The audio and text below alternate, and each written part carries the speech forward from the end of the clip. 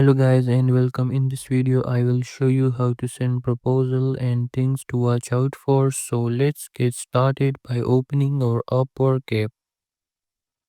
And here on the first page you will see the best matches job.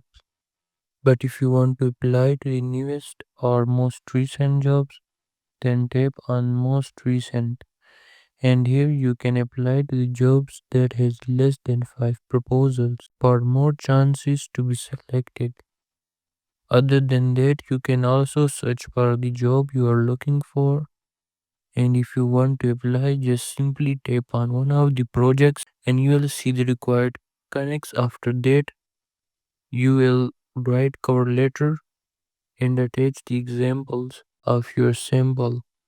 And that's it. Make sure to like and subscribe for more. Thanks for watching and I will see you in the next video.